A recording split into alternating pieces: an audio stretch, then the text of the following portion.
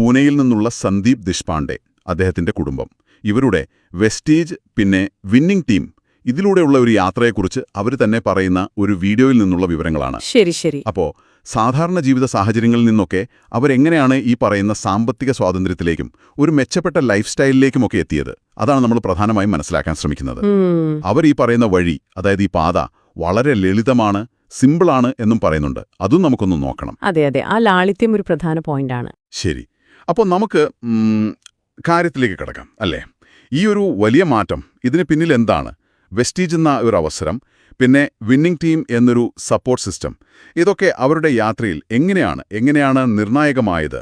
നമുക്ക് വിശദമായിട്ട് തന്നെ നോക്കാം. തീർച്ചയായും. ഇവിടെ തുടക്കം തന്നെ അത് വളരെ ഇൻട്രസ്റ്റിംഗ് ആണ്. സന്ദീപ് ദേശ്പാണ്ഡെ അദ്ദേഹത്തിന്റെ പഴയകാലം ഓർത്തെടുക്കുന്നുണ്ട്.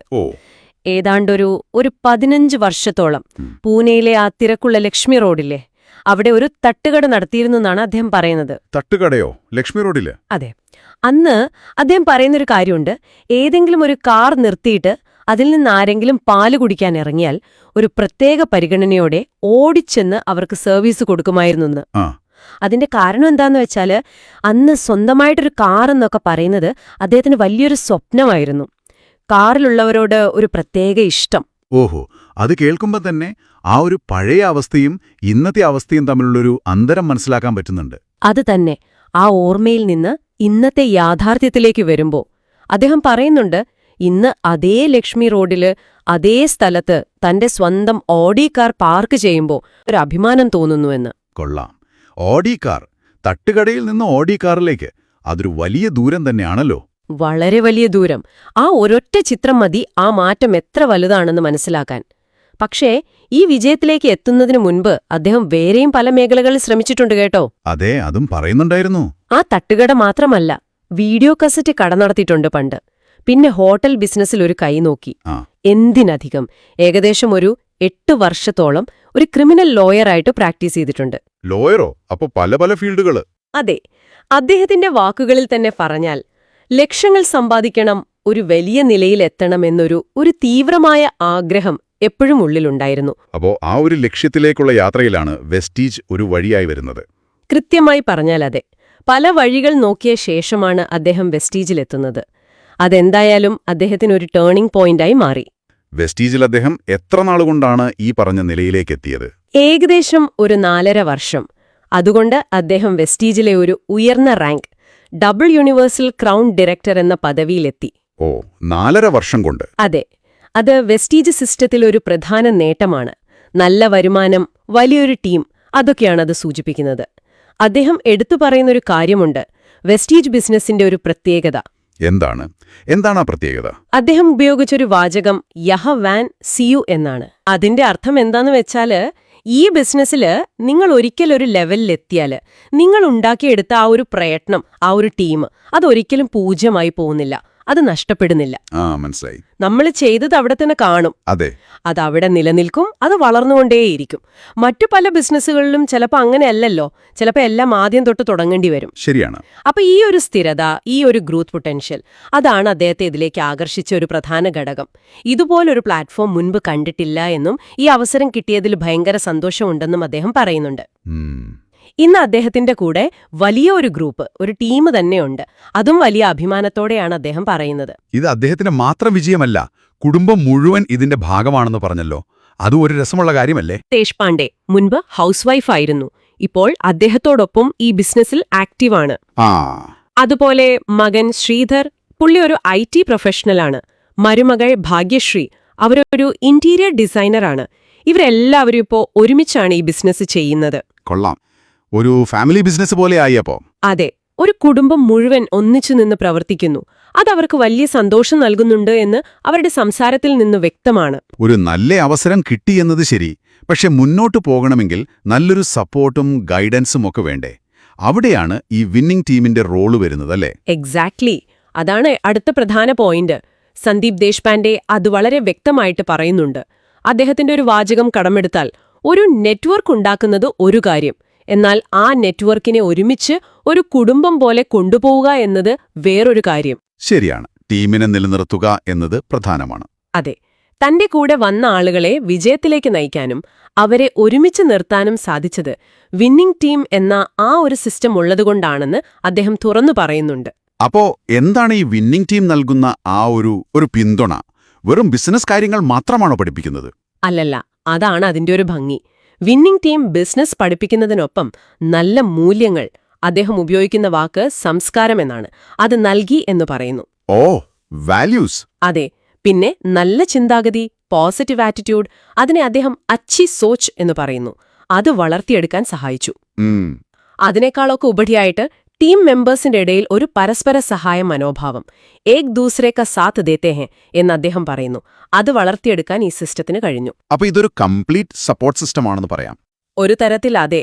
അതുകൊണ്ടാണ് അദ്ദേഹം വിന്നിംഗ് ടീമിനെ ലോകത്തിലെ നമ്പർ 1 സിസ്റ്റം എന്ന് പറയുന്നത്. വെറുതെ പൈസയുണ്ടാക്കുക എന്നതിനപ്പുറം ജീവിതത്തിലെ മൂല്യങ്ങൾക്കും പ്രാധാന്യം കൊടുക്കാൻ ഇത് സഹായിച്ചു. ഈ ഘടകങ്ങളൊക്കെ ഉള്ളതുകൊണ്ടാണ് ഈ യാത്ര ഇത്ര ലളിതമായത് എന്നും അദ്ദേഹം പറയുന്നുണ്ട്. ആ വാക്ക് ശ്രദ്ധേയമാണ്. ലളിതം, സിമ്പിൾ. അദ്ദേഹം അത് ആവർത്തിക്കുന്നുണ്ട്. അപ്പോ ഈ വിജയം ഭയങ്കര കഷ്ടപ്പാടിലൂടെ എന്നതിനേക്കാൾ പിന്തുടരാൻ എളുപ്പമുള്ളൊരു സിസ്റ്റത്തിന്റെ സഹായത്തോടെയാണ് നേടിയത് എന്നാണോ അദ്ദേഹം ഊന്നി പറയുന്നത്? അതെ, ആ ഒരു ലാളിത്യത്തിനാണ് അവർ കൂടുതൽ ഊന്നൽ നൽകുന്നത്. വെസ്റ്റീജ് ഒരു അവസരം നൽകുന്നു. വിന്നിംഗ് ടീം ആ അവസരം ഉപയോഗിക്കാൻ വളരെ ലളിതമായ ഒരു സിസ്റ്റം, ഒരു വഴി നൽകുന്നു. അത് പിന്തുടരുന്നാൽ ആർക്കും വിജയിക്കാം. അതാണ് അവരുടെ മെസ്സേജ്. നിങ്ങൾ ചെയ്യേണ്ടത് ആ സിസ്റ്റത്തിൽ വിശ്വസിക്കുക, അവർ പറഞ്ഞു തരുന്നതുപോലെ പ്രവർത്തിക്കുക എന്നത് മാത്രമാണ്. എന്ത് ചെയ്യണം, എങ്ങനെ ചെയ്യണമെന്നൊക്കെ വളരെ വ്യക്തമായി പഠിപ്പിച്ചു തരാൻ ഒരു സംവിധാനം റെഡിയായിട്ടുണ്ട്. അപ്പോ സ്വന്തമായിട്ട് വഴി കണ്ടുപിടിച്ച് ബുദ്ധിമുട്ടേണ്ട കാര്യമില്ല. ഇല്ല, തെളിയിക്കപ്പെട്ട വിജയിച്ച ഒരു പാതയുണ്ട്. അത് ഫോളോ ചെയ്താൽ മതി. അതുകൊണ്ട് കാര്യങ്ങൾ വളരെ സിമ്പിളായിട്ട് തോന്നിയെന്നാണ് അവർ പറയുന്നത്. ഇത് കേൾക്കുമ്പോൾ ശരിക്കും ആകർഷകമായി തോന്നുന്നുണ്ട്. ശരി, ഈ മാറ്റങ്ങളെല്ലാം അവരുടെ ഒരു പേഴ്സണൽ ലൈഫിനെ എങ്ങനെയാണ് ബാധിച്ചത്? സാമ്പത്തിക നേട്ടം നമ്മൾ കണ്ടു, ഓടിക്കാറൊക്കെയായി. പക്ഷെ ജീവിതശൈലിയിലോ അല്ലെങ്കിൽ ആ ഒരു സന്തോഷത്തിലോ എന്തൊക്കെ മാറ്റങ്ങൾ വന്നു? അതാണ് ഇതിന്റെ ഏറ്റവും പ്രധാനപ്പെട്ട ഭാഗം എന്ന് വേണമെങ്കിൽ പറയാം. അവര് പറയുന്നത് ഇപ്പോ ജീവിതം ശരിക്കും അങ്ങ് ആസ്വദിക്കാൻ പറ്റുന്നുണ്ടെന്നാണ്. പണ്ട് ആ തട്ടുകട നടത്തുമ്പോൾ കട തുറക്കുന്നതിനും അടയ്ക്കുന്നതിനും ഒക്കെ ഒരു സമയമുണ്ടാവുമല്ലോ, ഒരുപാട് നിയന്ത്രണങ്ങൾ. ശരിയാണ്. എന്നാൽ ഇപ്പോൾ സമയത്തിന് അത്ര വലിയ പ്രാധാന്യമില്ല. എപ്പോ വേണമെങ്കിലും ഷോപ്പിങ്ങിന് പോകാം, യാത്രകൾ ചെയ്യാം, ഇഷ്ടമുള്ള കാര്യങ്ങൾ ചെയ്യാൻ സമയം കിട്ടുന്നു. പ്രത്യേകിച്ച് മകളോടൊപ്പം കൂടുതൽ സമയം ചെലവഴിക്കാൻ പറ്റുന്നു എന്നത് അവർക്ക് വലിയ സന്തോഷം നൽകുന്ന കാര്യമാണ്. വെസ്റ്റീജിൽ വന്നതിനു ശേഷം സ്വപ്നങ്ങൾ ഓരോന്നായി നടക്കാൻ തുടങ്ങി എന്നും അവർ പറയുന്നു. സ്വപ്നങ്ങൾ യാഥാർത്ഥ്യമാവുക അതൊരു വലിയ കാര്യം തന്നെയാണല്ലോ. പൈസ മാത്രമല്ല പ്രധാനം. തീർച്ചയായും. അതോടൊപ്പം അവർ പറയുന്ന മറ്റൊരു പ്രധാന കാര്യം മനസ്സമാധാനം, ശാന്തി എന്ന് ഹിന്ദിയിൽ പറയില്ലേ, പീസ് ഓഫ് മൈൻഡ്. അതെ. ലക്ഷങ്ങൾ കെട്ടിയാലും മനസ്സമാധാനമില്ലെങ്കിൽ ഒരു കാര്യവുമില്ലല്ലോ. ഇവിടെ അവർക്ക് സാമ്പത്തിക ഭദ്രത കിട്ടി, അതോടൊപ്പം മനസ്സമാധാനവും കിട്ടി എന്നവർ പറയുന്നു. അത് വളരെ പ്രധാനമാണ്. വളരെ സന്തോഷത്തോടെ നല്ല രീതിയിലാണ് ഇപ്പോൾ ജീവിക്കുന്നത്. അതിനെല്ലാം ഉപരിയായിട്ട് അടുത്ത തലമുറ അവരുടെ ഫ്യൂച്ചർ പോലും സെക്യൂറായി എന്നൊരു ഉറപ്പ് അവർക്കിന്നുണ്ട്. തങ്ങൾ ഉണ്ടാക്കിയെടുത്ത ഈ ഒരു ബിസിനസ് അത് അടുത്ത തലമുറയ്ക്ക് കൈമാറാൻ പറ്റും എന്നൊരു വിശ്വാസം അവർക്കുണ്ട്. അതും ഒരു വലിയ നേട്ടമാണ്. ശരി, അപ്പോൾ നമ്മൾ ഈ കേട്ട കാര്യങ്ങളെ ഒന്ന് ചുരുക്കി പറഞ്ഞ സന്ദീപ് ദേശ്പാണ്ഡെയുടെയും കുടുംബത്തിന്റെയും ഈ അനുഭവം കാണിക്കുന്നത് എന്താണ്? ഒരു സാധാരണ പശ്ചാത്തലത്തിൽ നിന്നാണെങ്കിലും അസാധാരണമായ ഒരു വളർച്ച നേടാൻ പറ്റി. അതെ. ഇതിനു പിന്നിൽ വെസ്റ്റീജ് എന്ന അവസരവും വിന്നിംഗ് ടീമിന്റെ പിന്തുണയും അവർ പറയുന്നതനുസരിച്ച് വളരെ ലളിതമായൊരു മാർഗവുമാണ് ഉണ്ടായിരുന്നത്. ശരിയാണ്. വരും കാശിന്റെ കണക്കുകൾ മാത്രമല്ല നമ്മൾ നോക്കേണ്ടത്. അവരുടെ ജീവിത നിലവാരത്തിൽ വന്ന മാറ്റം, കുടുംബത്തോടൊപ്പം സമയം കിട്ടുന്നത്, മനസ്സമാധാനം, പിന്നെ ഭാവിയിലേക്കുള്ളൊരു സെക്യൂരിറ്റി ഫീലിംഗ്, ഇതൊക്കെ അവർക്ക് കിട്ടിയിട്ടുണ്ട് എന്ന് അവരുടെ വാക്കുകളിൽ നിന്ന് വ്യക്തമാണ്. പിന്നെ അവർക്ക് കിട്ടിയ ആ സപ്പോർട്ടിനെക്കുറിച്ചും അവർ പറയുന്നുണ്ട്. എനിക്കെങ്ങനെയാണോ സപ്പോർട്ട് കിട്ടിയത് അതുപോലെ നിങ്ങളെ സപ്പോർട്ട് ചെയ്യാനും ഞങ്ങൾ റെഡിയാണ് എന്നൊരു ആറ്റിറ്റ്യൂഡാണ് സന്ദീപ് പങ്കുവെക്കുന്നത്. അത് കൊള്ളാം. അതൊരു വെറും ബിസിനസ് എന്നതിനപ്പുറം ഒരു കൂട്ടായ്മയുടെ ഫീൽ നൽകുന്നുണ്ട്. പരസ്പരം സഹായിച്ച് പിന്തുണച്ച് മുന്നോട്ടു പോവുക എന്നൊരാശയം. അതുതന്നെ. വിജയിക്കാൻ വേണ്ട കാര്യങ്ങൾ ലളിതമായി പഠിപ്പിച്ചു തരാനും കൂടെ നിന്ന് ഗൈഡ് ചെയ്യാനും ആളുകളുണ്ട് എന്നൊരു സൂചന അതിലുണ്ട്. കൃത്യമായി പറഞ്ഞാൽ അതാണ് വിന്നിംഗ് ടീം സിസ്റ്റത്തിന്റെ ഒരു കാതൽ എന്നവർ പറയുന്നത്. അതുകൊണ്ടാണ് ഈ യാത്രയെ അവർ വീണ്ടും വീണ്ടും സിമ്പിൾ എന്ന് പറയുന്നത്. ശരിയാണ്. തീർച്ചയായും പ്രയത്നം വേണം, സ്ഥിരോത്സാഹം അത്യാവശ്യമാണ്, അതിലൊരു സംശയവുമില്ല. പക്ഷേ എന്ത് ചെയ്യണം, എങ്ങനെ ചെയ്യണം എന്നതിനെക്കുറിച്ച് വ്യക്തമായൊരു റോഡ് മാപ്പും ട്രെയിനിങ്ങും കിട്ടുമ്പോൾ ആ ലക്ഷ്യത്തിലേക്കുള്ള വഴി കുറച്ചുകൂടി വ്യക്തവും എളുപ്പവുമായി തോന്നും. അതാണ് ഈ സിസ്റ്റം നൽകുന്ന പ്രധാന കോൺട്രിബ്യൂഷനായിട്ട് അവർ കാണുന്നത്. നിങ്ങൾ പഠിക്കാനും പ്രവർത്തിക്കാനും റെഡിയാണെങ്കിൽ സിസ്റ്റം നിങ്ങളെ ഗൈഡ് ചെയ്യാൻ റെഡിയാണ്. അതാണ് മെസ്സേജ്. സ്വന്തമായിട്ടൊരു വരുമാനം ഉണ്ടാക്കാനോ അല്ലെങ്കിൽ ഇപ്പോഴത്തെ അവസ്ഥയിൽ നിന്നൊരു മാറ്റം വേണമെന്ന് ആഗ്രഹിക്കുന്നവർക്കൊക്കെ ഈ അനുഭവം കേൾക്കുമ്പോൾ ഒരു പ്രചോദനം തോന്നാൻ സാധ്യതയുണ്ട്. തീർച്ചയായും.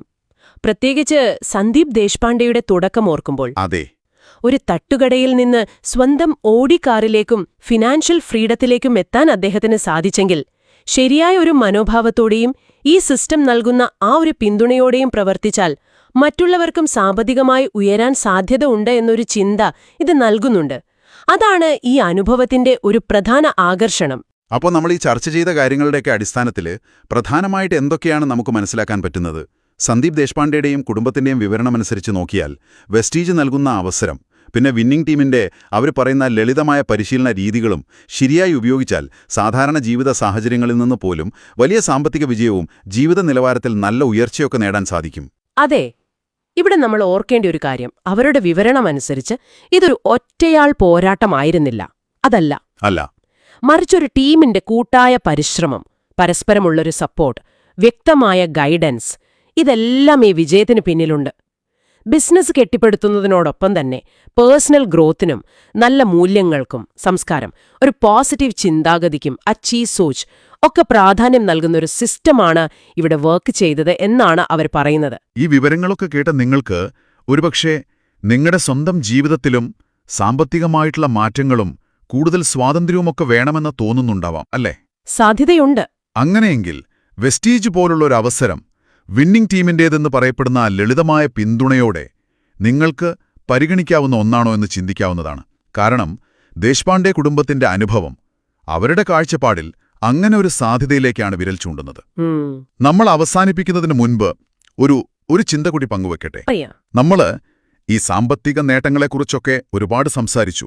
പക്ഷേ അതിനൊക്കെ അപ്പുറം ഇതുപോലൊരു കൂട്ടായ്മയുടെയും സിസ്റ്റത്തിന്റെയും ഭാഗമാകുമ്പോൾ കിട്ടുന്ന ആ ഒരു വ്യക്തിഗത വളർച്ചയുണ്ടല്ലോ, ആ സംസ്കാരം, സോച്ച് എന്നൊക്കെ അവർ പറഞ്ഞ കാര്യങ്ങൾ, അതോടൊപ്പം കിട്ടുന്ന സാമൂഹിക ബന്ധങ്ങൾ, ഇതൊക്കെ നിങ്ങളുടെ ജീവിതത്തിൽ എന്ത് തരത്തിലുള്ള മാറ്റങ്ങൾ കൊണ്ടുവന്നേക്കാം. പണത്തിനപ്പുറം ഈ ഘടകങ്ങൾ നൽകുന്നൊരു സംതൃപ്തി ഉണ്ടാവുമല്ലോ, അതിന്റെ മൂല്യം എന്തായിരിക്കും? അതൊരു നല്ല ചോദ്യമാണ്. ഇതിനെക്കുറിച്ച് നിങ്ങൾക്ക് തുടർന്നും ആലോചിക്കാവുന്നതാണ്.